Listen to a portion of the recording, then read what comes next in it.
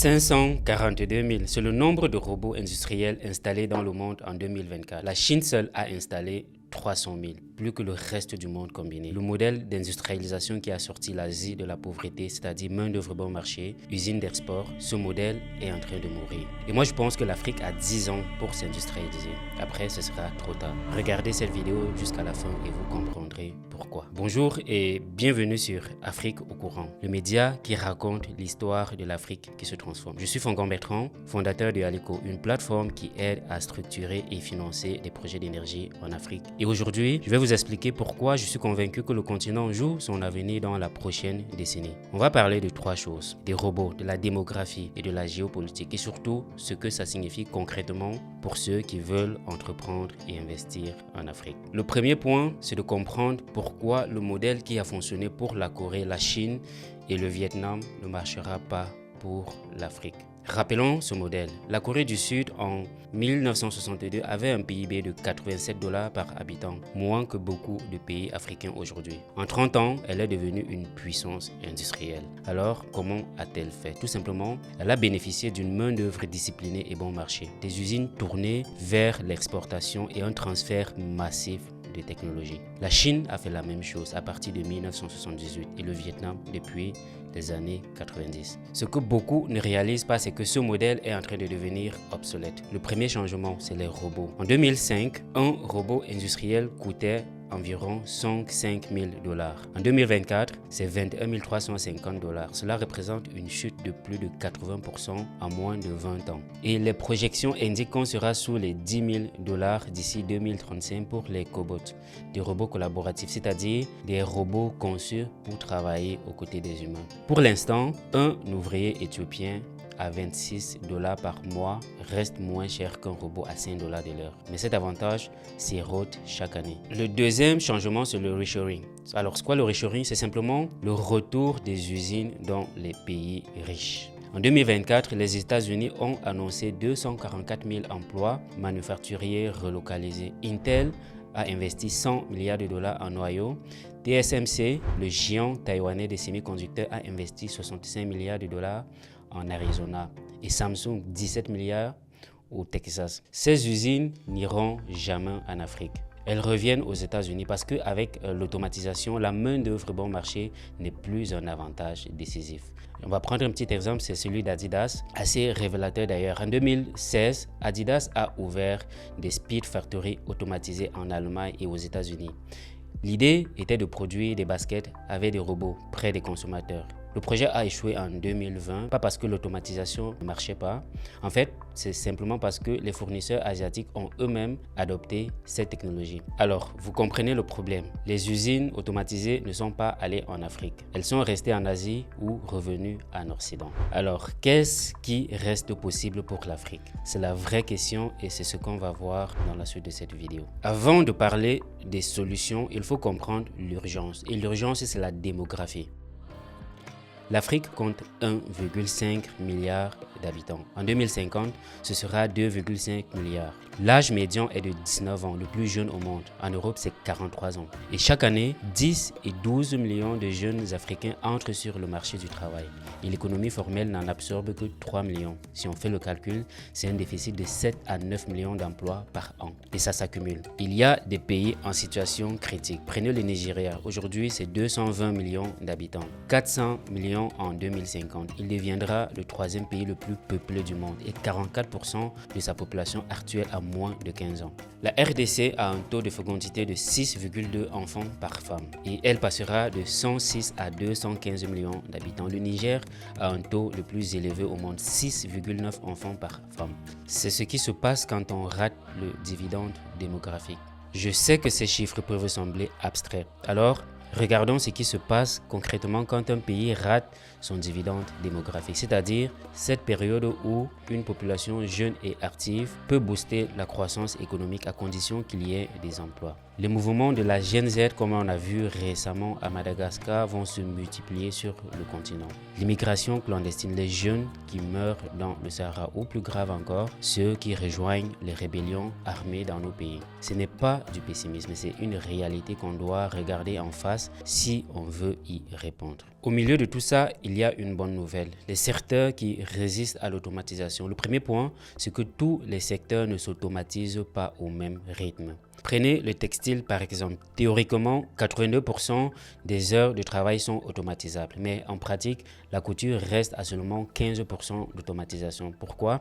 C'est ce qu'on appelle le problème des matériaux souples. Les tissus se déforment quand on les saisit et les robots n'arrivent toujours pas à coudre efficacement. Et je dirais que ça représente une fenêtre de 10 à 20 ans pour le textile complexe. C'est court, mais c'est réel. Le deuxième point, c'est qu'il y a des pays africains qui réussissent déjà. Le cas du Maroc par exemple, c'est le premier producteur automobile d'Afrique devant l'Afrique du Sud. Plus de 700 000 véhicules exportés par an avec un objectif de 1 million en 2025. L'usine de Renault à Tanger produit 342 000 véhicules par an et le secteur représente 200 000 emplois. Ce qui me frappe dans le cas marocain, c'est la stratégie. Ce n'est pas juste des usines, c'est des écosystèmes intégrés avec des instituts de formation, des accords de libre-échange et des infrastructures de classe mondiale comme le port de Tanger-Med. Et puis, il y a l'île Maurice, un pays que je trouve fascinant. Maurice s'est industrialisé dans les années 70-80 avec le textile. Mais voici la différence. 50% du capital des entreprises en zone franche était détenu par des Mauriciens, pas des étrangers, des locaux. Résultat, quand le textile s'est essoufflé, Maurice avait accumulé suffisamment de capital et de compétences pour pivoter vers les services financiers et les technologies. Et aujourd'hui, le PIB par habitant dépasse les 10 000 $. À l'inverse, l'Éthiopie montre les limites du modèle censé fondamental. Le pays avait créé 13 parcs industriels ciblant le textile. Le parc de Hawassa employait 35 000 personnes à son pic, puis le conflit au Tigré a éclaté. Les États-Unis ont suspendu l'accès préférentiel à l'AGOA, l'African Growth and Opportunity Act. 18 entreprises étrangères sont parties, 11 500 emplois ont été perdus. La leçon est claire. Sans stabilité politique et sans diversification des partenaires, l'industrialisation reste fragile. Mais je reste optimiste parce que l'Afrique a des atouts uniques. La ZLECAf, c'est-à-dire la zone de libre-échange continentale, crée un marché de 1,4 milliard de personnes. C'est le plus grand accord commercial au monde par nombre de participants. L'Afrique détient 30% des réserves mondiales de minerais critiques, le lithium, le cobalt, les terres rares dont le monde a besoin pour la transition énergétique. Le continent dispose de plus de 60% des meilleures ressources solaires mondiales. C'est un avantage compétitif massif pour l'industrialisation verte. L'industrialisation dépend du monde extérieur, des capitaux, des partenariats, de la géopolitique mondiale. Et là, ce que je vois, c'est un moment charnière. Côté américain, l'AGOA, l'accès préférentiel au marché américain a expiré en septembre 2025 sans renouvellement immédiat. Ça menace 1,3 million d'emplois directs et indirects. Le textile malgache et kenyan fait face à des tarifs pouvant atteindre 47%. En même temps, l'administration américaine a coupé 83% du budget de l'USAID pour l'Afrique. Le message est clair. L'Afrique n'est plus une priorité humanitaire, mais uniquement stratégique pour des minerais critiques. Côté chinois, la stratégie a profondément évolué aussi. La Chine passe des prêts massifs aux prises de participation. Premier trimestre 2025, les engagements Belt and Road en Afrique ont atteint 39 milliards de dollars. Un record, mais 46% sont désormais des investissements en capital contre 20% historiquement. Ça change tout. Un prêt, on le rembourse. Une prise de participation, c'est une présence permanente. Les BRICS s'élargissent aussi. L'Égypte et l'Éthiopie sont devenus membres en 2024. Le Nigeria a rejoint comme partenaire en 2025. Pour moi, cette compétition entre puissances est une opportunité si l'Afrique sait négocier. Et c'est là que des pays montrent déjà la voie. Le Botswana a négocié un partenariat 50-50 avec De Beers pour les diamants. 15% de participation dans la maison mère, 2 sièges au conseil d'administration. Les diamants représentent 80% des exportations et l'État capte sa juste part. C'est ça la souveraineté économique. Pas refuser les partenaires, mais de négocier les conditions à notre faveur. Alors pourquoi je dis 10 ans ?